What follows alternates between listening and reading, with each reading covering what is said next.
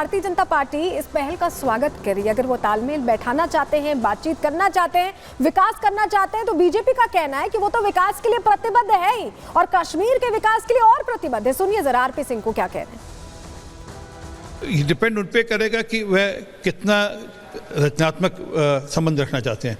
हम तो चाहते हैं कि जम्मू कश्मीर 2047 तक देश के अग्रणीय राज्यों में हो। जो विकसित भारत का सपना प्रधानमंत्री मोदी जी का है, उसमें जम्मू कश्मीर भी उसका हिस्सा हो, और जो नया कश्मीर का सपना मोदी जी का है उसमें वह हिस्सेदारी डालें, उसमें हिस्सा बने। और कश्मीर के अंदर जो समस्याएं उसको हल करने के लिए हम तो पूरी तरह तैयार हैं। और पिछले 5-6 साल में लगातार प्रधानमंत्री मोदी जी ने, अमित शाह जी ने कोशिश कर वहाँ पर पुल, IIT, IIM, एम्स, ये सब की सब सुविधाएं, स्कूल, कॉलेजेस भरपूर दिए हैं, सड़कों का जाल बनाया है। उसको और कैसे बेहतर करना है वह बताएं, परंतु एक बात ध्यान में रखें, देश के संविधान को ध्यान में रखते हुए जो काम करेंगे उसमें पूरा सहयोग उनको मिलेगा। तो यहाँ देखिए आप, उमर अब्दुल्ला की बोली बदल गई है भारतीय जनता पार्टी के लिए, दिल्ली के लिए। लेकिन कांग्रेस का क्या हाल है, जो साथ में सहयोगी बनकर चुनाव लड़ रही थी, जिसे सोच रही थी कांग्रेस की उनके जरिए नैया पार हो जाएगी, वो नैया तो डूब गई। और अब ये कह रहे हैं उमर अब्दुल्ला कि सोचिए, सोचने का वक्त है। किस तरह से सलाह दे रहे हैं कांग्रेस को, आपको बताते हैं। जम्मू कश्मीर में देखिए, एनसी और कांग्रेस ने मिलकर चुनाव लड़ा। आप जानते हैं कि उमर अब्दुल्ला के साथ प्रचार प्रसार कर रहे थे राहुल गांधी, और 51 सीटों पर नेशनल कॉन्फ्रेंस और 32 सीटों पर यहां कांग्रेस ने चुनाव लड़ा था।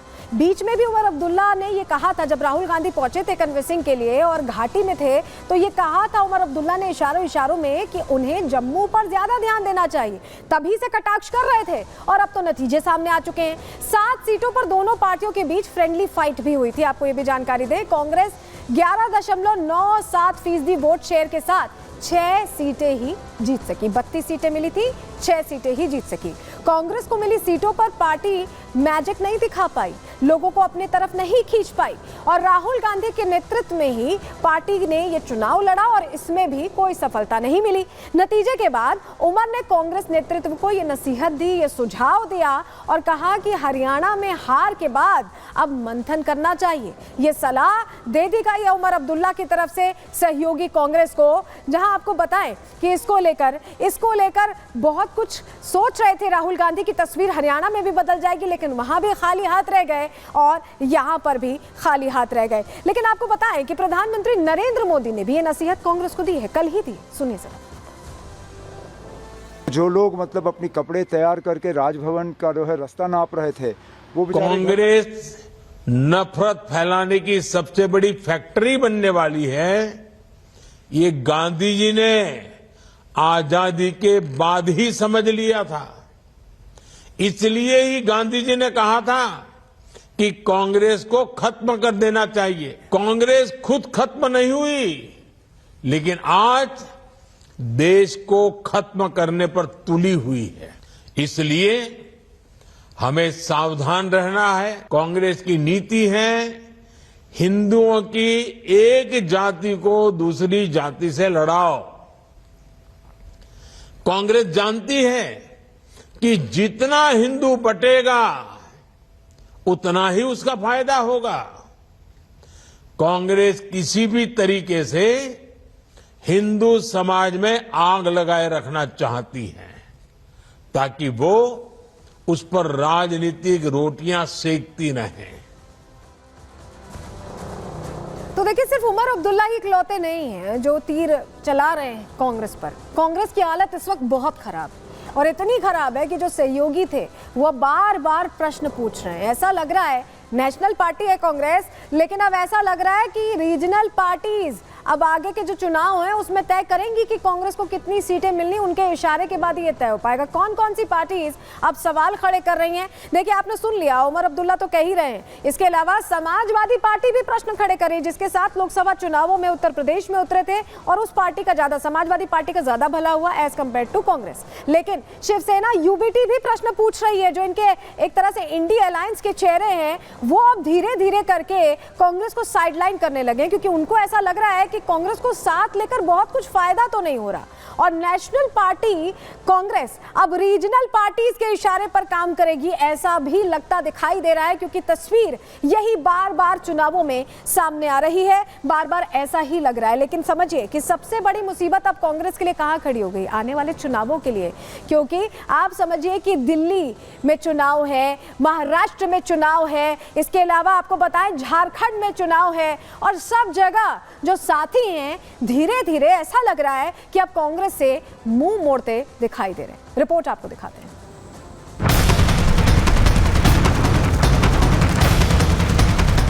हरियाणा विधानसभा चुनाव में हार और जम्मू कश्मीर विधानसभा चुनाव में केवल 6 सीटें जीतने के बाद कांग्रेस की मुश्किलें बढ़ने लगी हैं। कांग्रेस के साथी नेतृत्व को नसीहत देने लगे हैं, पार्टी की रणनीति पर सवाल उठा रहे हैं, और यही वजह है कि आने वाले विधानसभा चुनावों के लिए कांग्रेस की जो आकांक्षाएं थी उस पर अब ग्रहण लग गया है। हरियाणा में कांग्रेस पार्टी ने सपा और आम आदमी पार्टी से तालमेल कर लिया होता तो आज हरियाणा में इंडिया गठबंधन की सरकार होती। भाजपा को पूरा प्रदेश दे दिया। हरियाणा में कांग्रेस में इतना आत्मविश्वास हो गया कि उसने और पार्टियों से बात तक नहीं करी।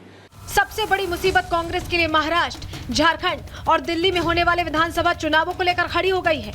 पार्टी को लगा था कि हरियाणा जीत के बाद अपनी शर्तों पर गठबंधन में बात की जाएगी, ज्यादा सीटों पर चुनाव लड़ा जाएगा, लेकिन पार्टी के प्रदर्शन ने एक बार फिर कांग्रेस की हालत खराब कर दी है। हार का सबसे बड़ा असर महाराष्ट्र में महाविकास आघाड़ी गठबंधन पर पड़ने वाला है।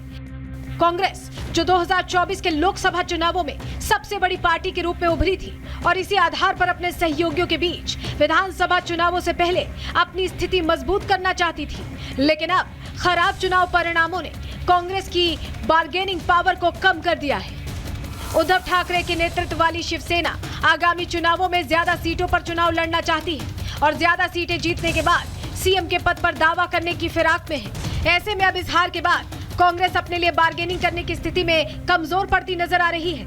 इतनी एंटी इनकम्बेंसी के बावजूद भी भारतीय जनता पार्टी अगर सरकार बना रही है तो मैं सबसे पहले भारतीय जनता पार्टी को बधाई देना चाहूँगी कि उन्होंने ये कैंपेन अच्छे से लड़ा, जनता का विश्वास जीता हरियाणा में, डिस्पाइट एंगर वोट भी उन्हीं को गए, यानी विश्वास बनाए रखा कि बीजेपी में विश्वास बनाए रखा है।